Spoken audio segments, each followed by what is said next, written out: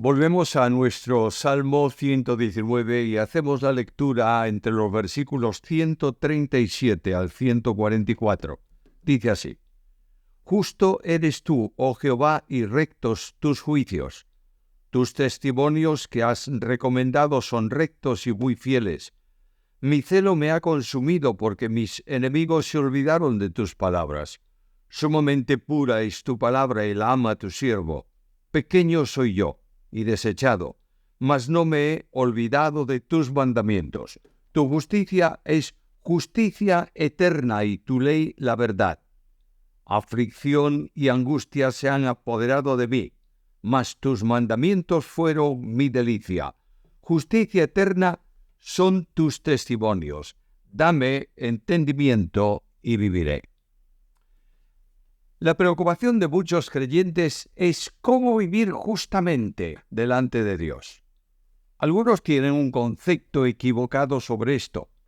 Desean hacer lo que es correcto, lo que es piadoso, lo que es espiritual, pero muchas veces sus ideas, aun con la mejor intención, no son bíblicas.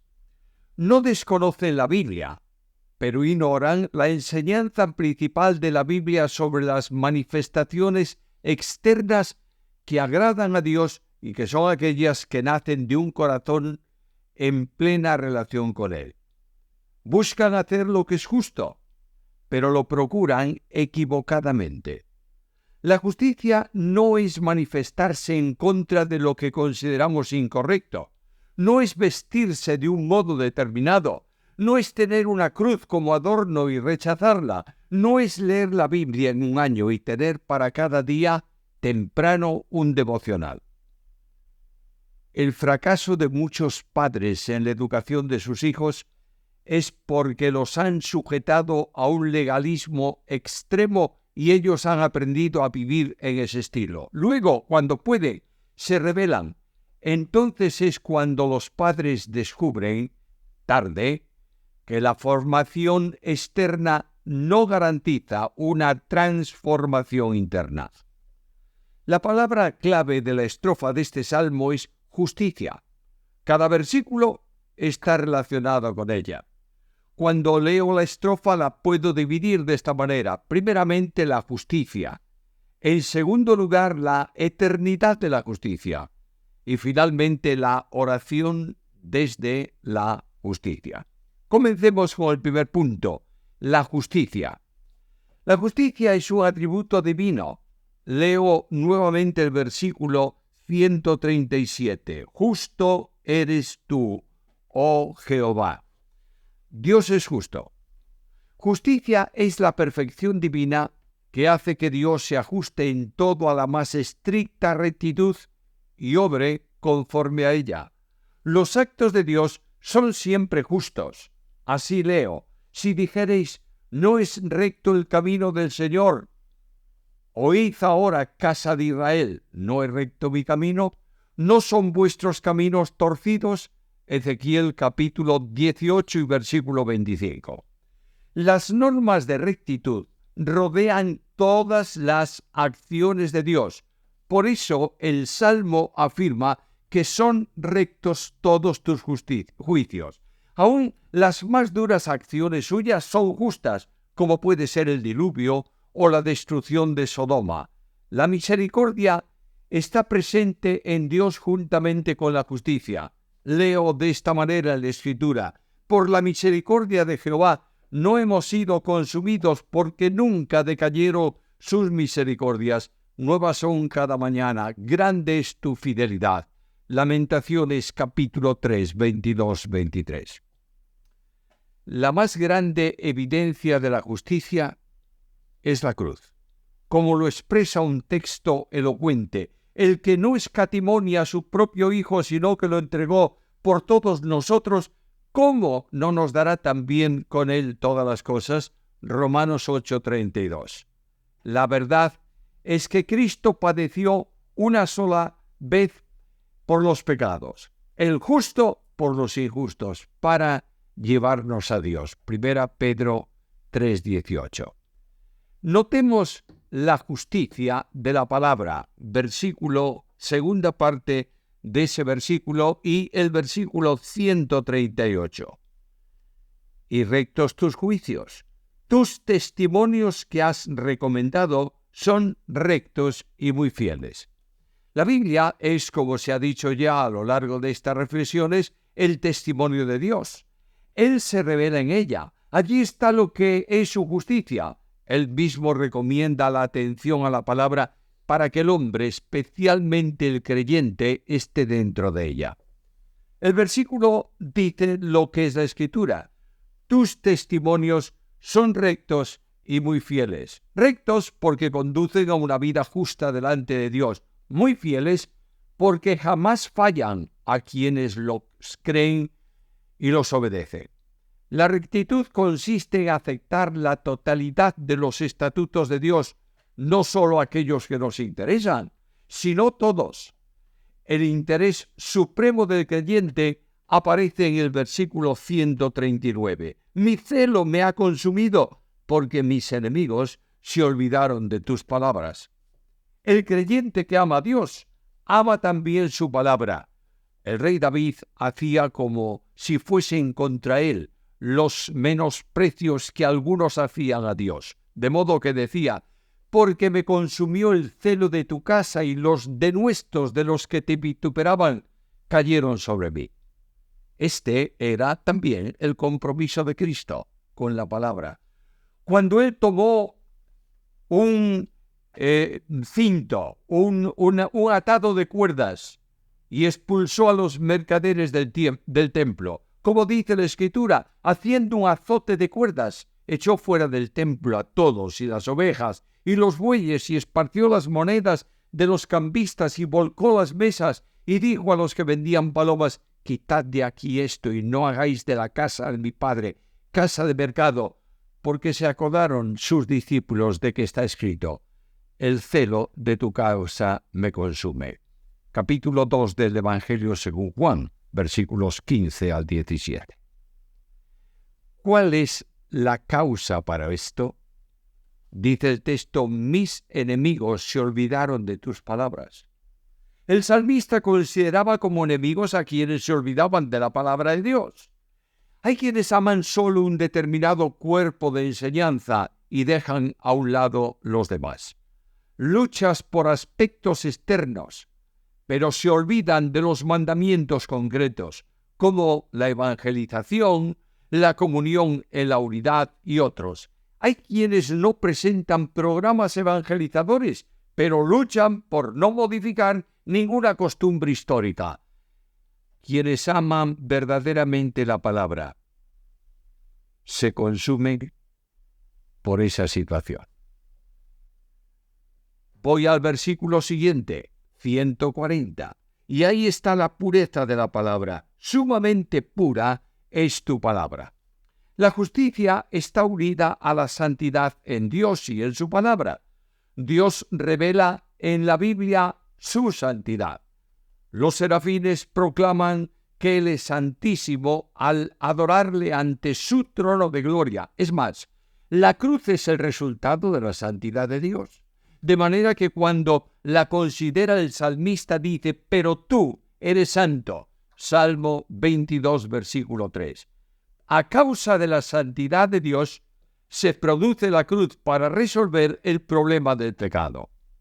La palabra establece líneas de santidad para el creyente. Este es un ejemplo y una demanda precisa. Abro mi Biblia. Carta primera del apóstol Pedro, capítulo 1, versículos 14 al 16. Como hijos obedientes, no os conforméis a los deseos que antes teníais estando en vuestra ignorancia, sino, como aquel que os llamó es santo, sed también vosotros santos en toda vuestra manera de vivir, porque escrito está, sed santos, porque yo soy santo. El amor por la Biblia no permite un estilo de vida contrario al que la Biblia establece. Es fácil hablar del compromiso con la Biblia, pero este compromiso tiene que verse en un andar conforme a la Biblia. La pureza no consiste en palabras y en propósitos, sino en un determinado estilo de vida. Avanzo al siguiente versículo, versículo 141. Pequeño soy yo y desechado, mas no me he olvidado de tus mandamientos. La humildad del creyente frente a la Biblia. El concepto personal que el salmista tenía de sí mismo es este: yo soy pequeño. La palabra de Dios permite medirnos con la medida de Dios. El ejemplo del progreso espiritual en la vida del apóstol Pablo es elocuente. En un escrito de los primeros tiempos suyos dice que él era el más pequeño de los apóstoles. Primera a Corintios, capítulo 15, versículo 9. Más adelante, en el tiempo, escribe que es el menor de todos los santos. Efesios 3:8. Y finalmente, dice a Timoteo que es el primero de los pecadores. Carta primera a Timoteo, capítulo 1, versículo 15. La Biblia permite medir correctamente nuestro ministerio, pero por la gracia de Dios soy lo que soy, y su gracia no ha sido en vano para conmigo. Antes he trabajado más que todos ellos, pero no yo, sino la gracia de Dios conmigo. Carta primera a Corintios, capítulo 15, versículo 10. Esto impide la arrogancia frente a otros, como decía Isaías, de aquellos que dicen: estate en tu lugar, no te acerques a mí, porque soy más santo que tú. Isaías 65:5.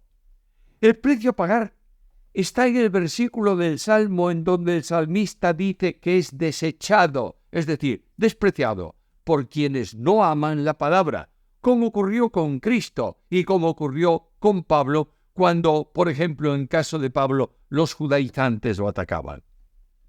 Pero en todo esto está el compromiso: mas no me olvido de tus mandamientos. Puede ocurrir cualquier cosa, adversidades, persecuciones, pero aún así, el creyente debe mantener un compromiso con la palabra. En segundo lugar, en la estrofa está la eternidad de la justicia. El texto es preciso, versículo 142. Tu justicia es justicia eterna. Eterna quiere decir que es inalterable, que es siempre la misma. Observamos algunos conceptos bíblicos sobre el significado de justicia para con Dios. Esta es la justicia que necesitamos ante Él, porque os digo que si vuestra justicia no fuere mayor que la de los escribas y fariseos, no entraréis en el reino de los cielos. Mateo capítulo 5, versículo 20. Los fariseos eran extremadamente celosos de la palabra, pero el problema es que querían establecer su propia justicia. De ahí un concepto erróneo de justicia, que es establecer normas para ser justos. No ocurrió así con Noé. Leo en Génesis capítulo 7, versículo 1. Dijo luego Jehová a Noé: entra tú y toda tu casa en el arca, porque a ti he visto justo delante de mí en esta generación. Ahora yo me pregunto, ¿cuál es esa justicia que Dios señala en Noé? Notemos el versículo anterior. Dice así: lo hizo así Noé, e hizo conforme a todo lo que Dios le había mandado. Capítulo 6 de Génesis, versículo 2. Pero aún así es necesario entender el secreto para alcanzarla, la justicia delante de Dios. Y leo en Génesis 6:8. Pero Noé alcanzó gracia a los ojos de Jehová. No se trata de actos, se trata de gracia. Y es por gracia que nosotros somos justificados. La justicia de Dios es atemporal, porque no proviene del hombre, sino de Dios, y se recibe por fe. Justificados pues por la fe, tenemos paz para con Dios por medio de nuestro Señor Jesucristo. Romanos 5:1. La salvación es un proceso que para el hombre nace en la fe, y la fe es lo único que agrada a Dios. Hebreos capítulo 11, versículo 6. La única ley verdadera es la palabra. Tu ley es verdad. Lo que Dios usa para nuestra santificación es precisamente esto, la palabra. Dice Cristo al Padre en la oración sacerdotal de Juan 17:17. Santifícalos en tu verdad. Tu palabra es verdad. Los hombres hablan de ética, Dios de Biblia. La verdad es también una verdad eterna. La aflicción forma parte de la vida del creyente en la esfera de la justicia. Versículo 143. Aflicción y angustia se han apoderado de mí, mas tus mandamientos fueron mi delicia. Aquí hay dos cosas. Aflicción y angustia están unidas. La rectitud de vida no garantiza ausencia de angustia. Este es el ejemplo supremo del justo y santo Jesús, despreciado y desechado entre los hombres, varón de dolores, experimentado en quebranto. Isaías 53:3. Jesús advierte que en el mundo tendremos aflicción y del mismo modo también muchas veces entre los hermanos, ya que quien quiere vivir piadosamente en Cristo Jesús padecerá persecución. Pero en la medida de la aflicción no estamos nunca solos, porque tus mandamientos fueron mi delicia. Ese es el ejemplo de Pablo en los momentos finales de su vida, encarcelado, esperando la ejecución, que pedía a Timoteo que le trajese los libros, es decir, la palabra de Dios. Por último, está la oración desde la historia. La confianza la encontramos en el versículo final de esta estrofa 144. Justicia eterna son tus testimonios. Dame entendimiento y viviré. Dios es justo. Su justicia eterna. Por tanto, puedo descansar seguro en Él. En la angustia le presentaré el problema y esperaré en su actuación. Mira el Salmo 37, versículos 5 al 9. Salmo 37, versículos 5 al 9. Encomienda a Jehová tu camino y confía en Él y Él hará. Exhibirá tu justicia como la luz y tu derecho como el mediodía. Guarda silencio ante Jehová y espera en Él. No te alteres con motivo del que prospera en su camino. Por el hombre que hace maldades, deja la ira, desecha el enojo. No te excites en manera alguna a hacer lo malo, porque los malignos serán destruidos, pero los que esperan en Jehová, ellos heredarán la tierra. Junto con la confianza está el entendimiento que se pide a Dios en oración. Dame entendimiento y viviré. De otra forma, Señor, que pueda conocer plenamente lo que tú tienes para mí en tu palabra, porque entonces tendré vida abundante, entonces viviré. En el contexto del versículo se puede traducir así: seré guardado de apartarme de la senda de tu justicia. Dejémonos de intentar establecer nuestra propia justicia para descansar en la gracia. Esta es la gran lección del Salmo. En una reunión de un consejo de iglesia, uno de los asistentes dijo al resto: mi preocupación, hermanos, es que Dios esté a nuestro lado en este proyecto. El pastor le respondió: a mí eso no me preocupa. Mi gran preocupación es que nosotros estemos al lado de Dios. Hay un mundo de diferencia entre una cosa y otra. A nuestro lado puede estar la injusticia, aún con buenas intenciones. Del lado de Dios siempre está la justicia y la razón. Que el Señor ayude a cada uno en una reflexión personal.